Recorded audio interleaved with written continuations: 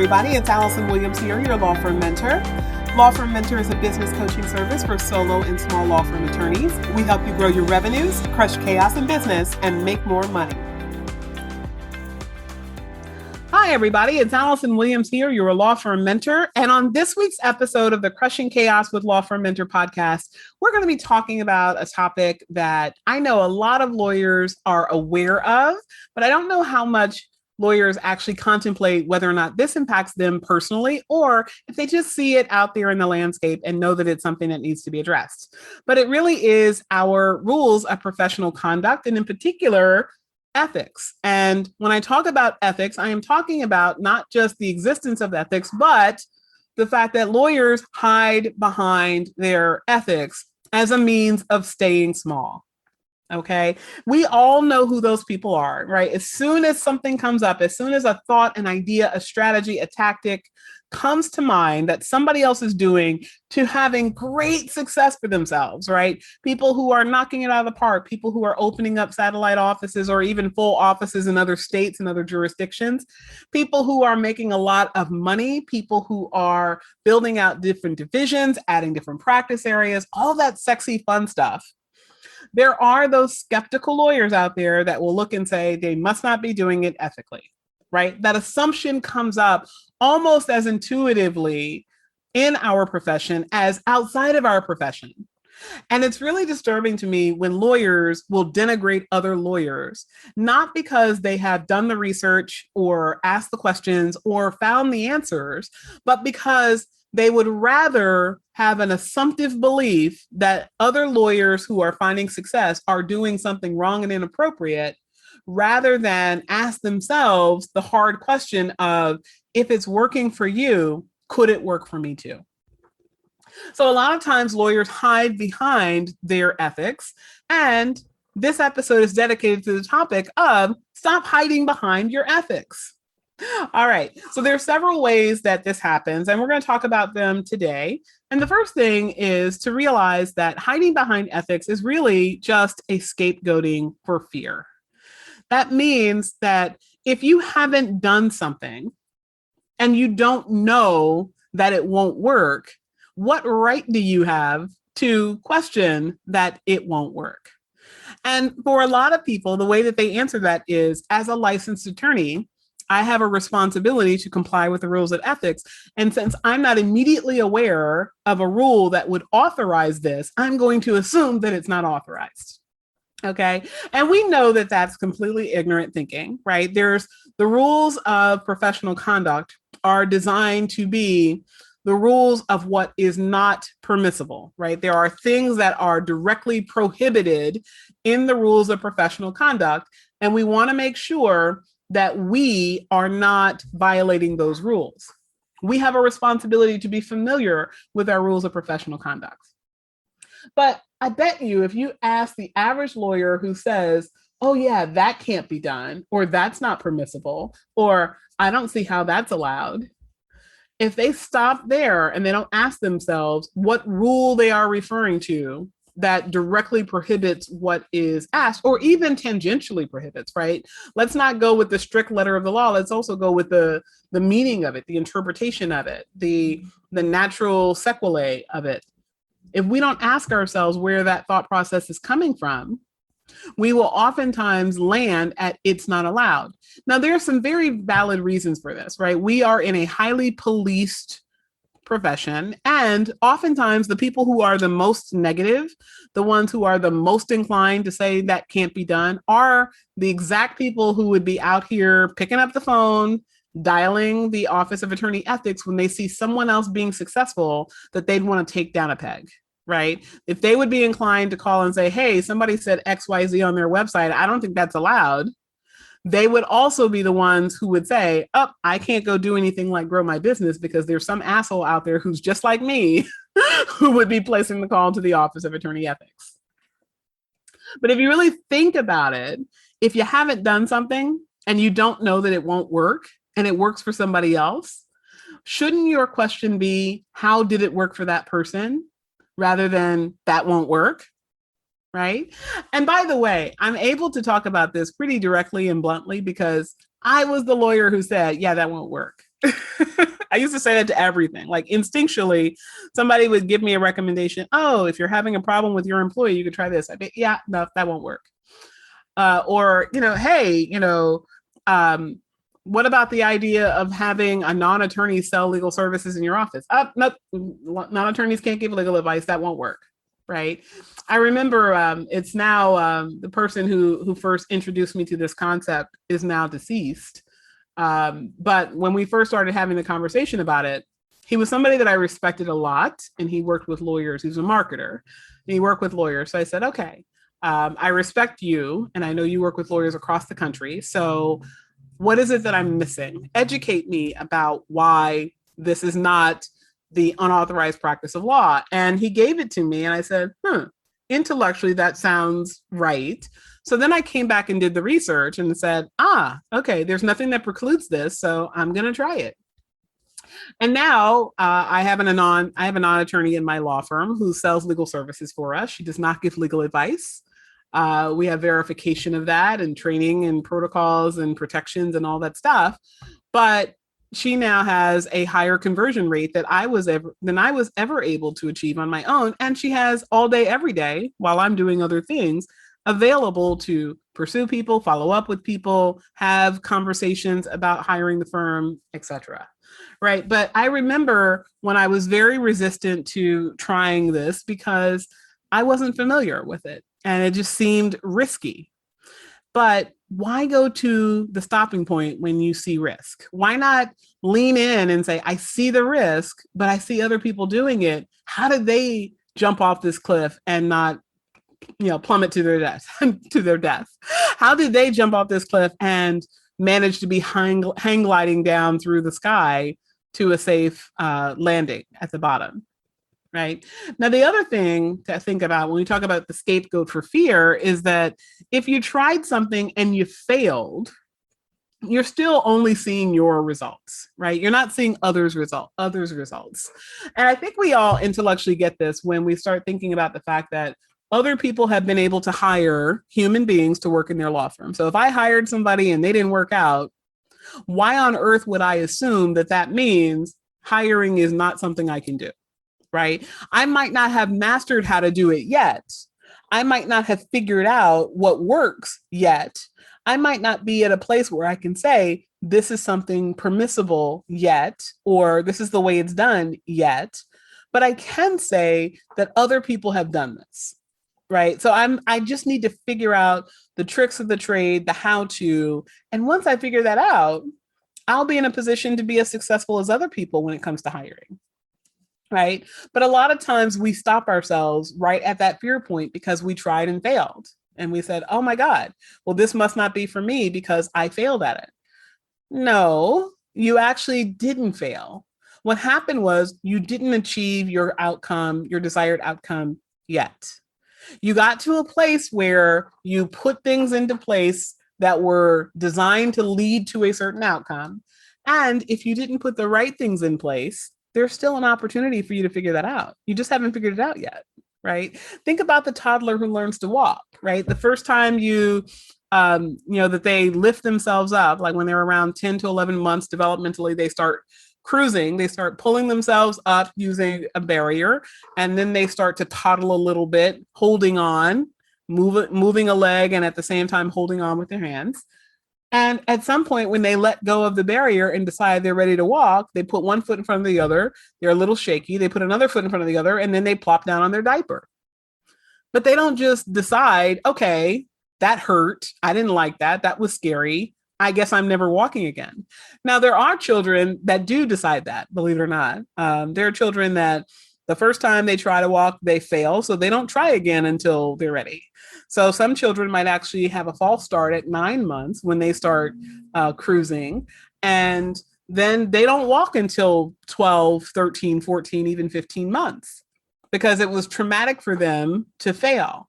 But there was also, in those instances, oftentimes not someone there who is picking them back up and letting them see, put one foot in front of the other, let me hold you while we do this. And then let me take one hand off so you can just use me for balance. And then let me take the other hand off and let me catch you if you start to fall. So you see that even falling is not going to happen again. right? There's a process to getting people through their fear. It involves starting with full support and then lesser support, and then ethereal support, hands on the side, but not holding. And if you don't get yourself into a mindset that says, that's the way that I ultimately can move through fear, having someone to hold me through it, then slowly easing off until the point where I'm really doing it on my own and they are just there in the on the bumpers, right? And that scapegoating of fear will oftentimes lead lawyers to just default to ethics. Nope, can't do that. Ethics. We can't do that at all. And that fear oftentimes informs what they will then use as their argument for why not, rather than a stop and critical evaluation of why something has or has not worked in the past and why it can work if something is done differently in the future. All right. Strategy number 2, when we talk about stop hiding behind ethics, the second thing to understand about this is rarely can people who are hiding behind ethics cite the rule that would negate whatever is being discussed. Okay. Now, that doesn't mean that there are no rules, but it is rare that they can actually cite the rules. Sometimes it is pure conjecture, right? It's a feeling, it's a thought, it's an idea. We're just going to say that this is not permissible because it doesn't feel like it is. But remember, the rules of professional conduct do not codify any and everything that you're allowed to do. And part of the reason why that is the case is because the rules were designed for a very specific reason. They were designed to protect the public. So if you think about it, how could we ever have a system of laws and rules and instructions and guidance in our rules of professional conduct that would codify any and everything we are ever expected to do in the day-to-day running of our businesses, the day-to-day interacting with our clients?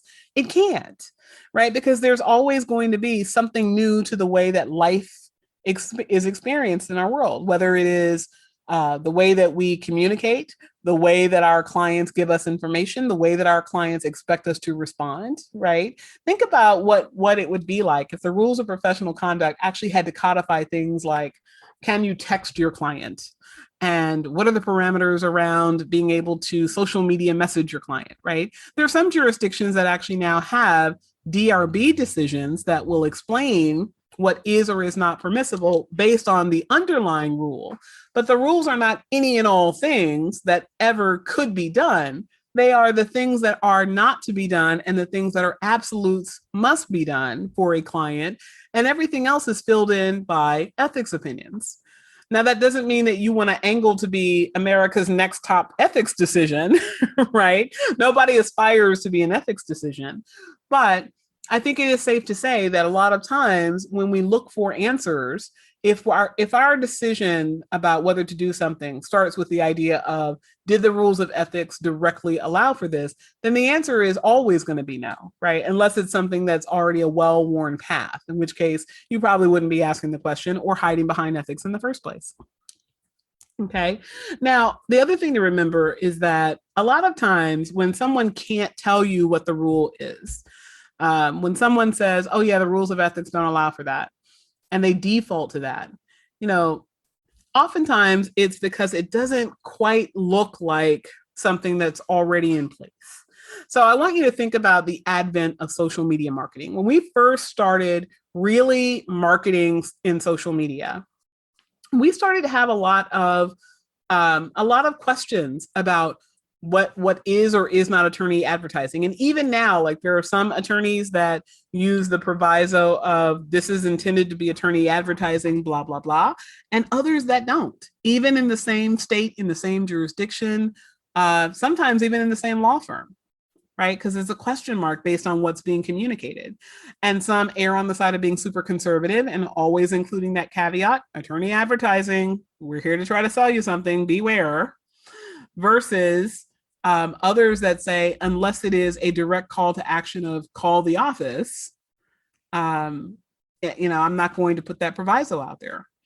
And there are some things that have been decided in our rules of professional conduct, or rather in the disciplinary review board decisions, and others that haven't. But those that stop asking the question oftentimes lose those opportunities, right? Because they don't seek out how it can be done. They simply say, it can't be done, therefore it won't be done. All right. Third, as to how we should stop hiding behind ethics, is to recognize that instinct is not valid for lawyers when we are talking about ethics. Okay. Again, instinct is not valid for lawyers when we are talking about ethics. It is really, really important that we understand this. And I think probably the best demonstration of this in our world is the show Law and Order, right? For those of you that haven't watched Law and Order, I don't know what rock you're living under, right? There's the original Law and Order with Sam Waterston. Then there's the Law and Order SVU, Special Victims Unit. And then there's the Law and Order Criminal Intent. But the classic Law and Order used to always have episodes on where there would be some ethical conundrum, some question about, can I do this? Should I do this? Is it moral to do this? And doing, quote, the right thing as a person, as a spiritual person, as a religious person, as a person who believed that you were taught right and wrong from your parents, versus doing what is, quote, ethical, is one of those things that are oftentimes in direct contrast. And we don't know how to balance those other than to say the rules of professional conduct are the rules. You have to adhere to those rules. I don't care what you think is moral in this instance, right? Or if you do what you think is moral in this instance, you may very well land in a place where you're making a decision to violate the rules of ethics and to accept the consequences. So kind of the most common example of this would be the situation where there's evidence of an ongoing crime, right? So if you are the lawyer and your client is being prosecuted for a crime, and then at some point in time, your client discloses to you, well, I didn't kill so-and-so, so they can't get me on murder, but I have that person tied up in a warehouse somewhere and I'm not giving them food and water because now the cops are watching me. So they're probably going to die at some point, right? As a person hearing that, you may think, wow, I want to go tell the police because that's a moral calling on me. I'm aware that there's this person who's suffering that could die if I don't interact and I don't stop and I don't say something right away to deal with this. But on the flip side, right, it's evidence that your client disclosed what would otherwise be confidential information. And that information came as a direct result of you being their attorney. They had the expectation of confidentiality to the conversation, and it's evidence of an ongoing crime. So there are certain caveats to that, certain limitations and times when you can tell. But what if this is one of those times where you can't tell? So do you do what's right, quote unquote, or do you do what's ethical? Right? Those conundrums are there. So it is not always the best course of action for a lawyer to say, it feels like I should do this based on the rules of ethics. We should always consult the rules of ethics to ensure that we are getting the right ethical answer and not simply shooting from the hip and hoping for the best and assuming that what the rules of ethics would require is always going to comport with what we personally might prefer, because that's not the case. Okay. The other thing to remember is that instinct is not valid for lawyers because our instinct is consistent with our training, and our training has told us that we are here to ensure stare decisis. Right? We learn stare decisis. We want to do what we have always done. That is the goal. Now, in law school, I'm sure we all learned about the principle of stare decisis, and I'm sure it came up all throughout, in particular, our first year of law school. But one of the things that we also probably all learned about was Benjamin Cardozo and the mores of the time, right? That would be the thing that would be the antidote to stare decisis. Like the way that we've always done things is the way that we do things, except when our times have changed such that we don't do things like that anymore.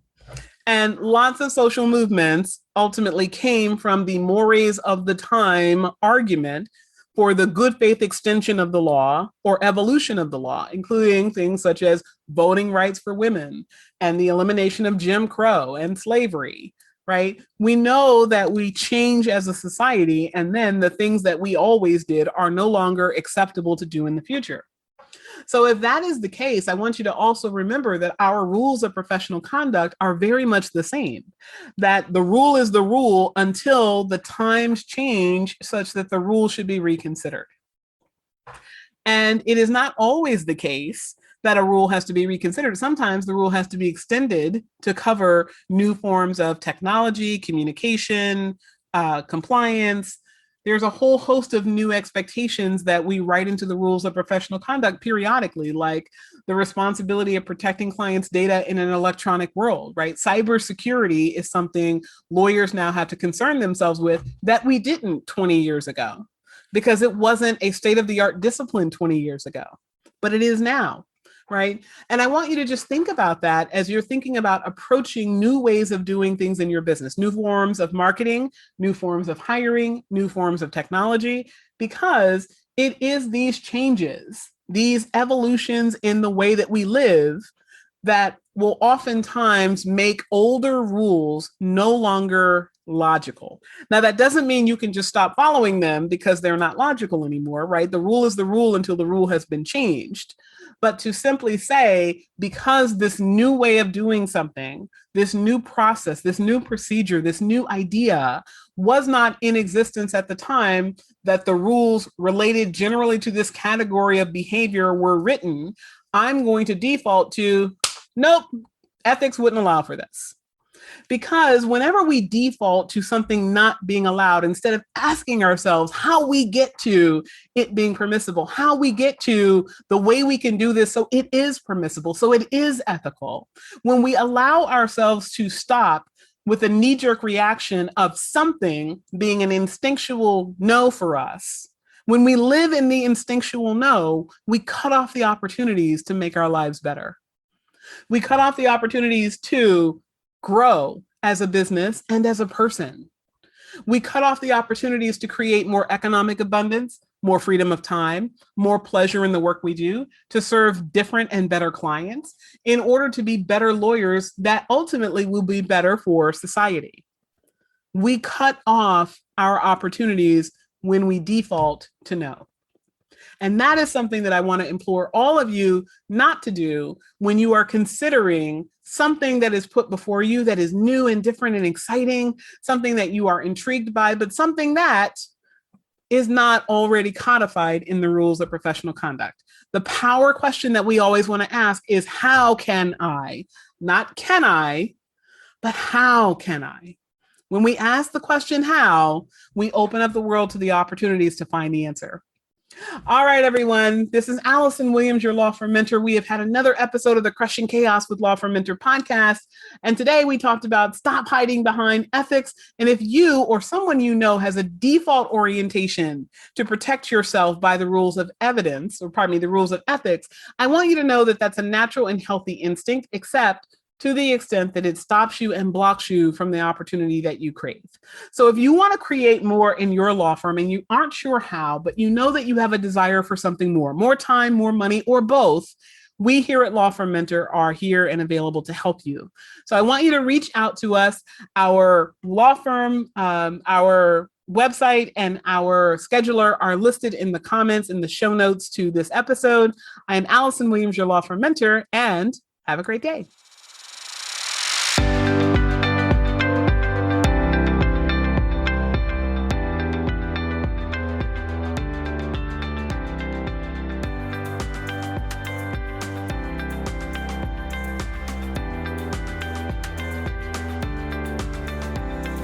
Thank you for tuning in to the Crushing Chaos with Law Firm Mentor podcast. To learn more about today's guest and take advantage of the resources mentioned, check out our show notes. And if you own a solo or small law firm and are looking for guidance, advice, or simply support on your journey to create a law firm that runs without you, join us in the Law Firm Mentor Movement free Facebook group. There, you can access our free trainings on improving collections in law firms, meeting billable hours, and join the movement of thousands of law firm owners across the country who want to crush chaos in their law firms and make more money. I'm Allison Williams, your law firm mentor. Have a great day.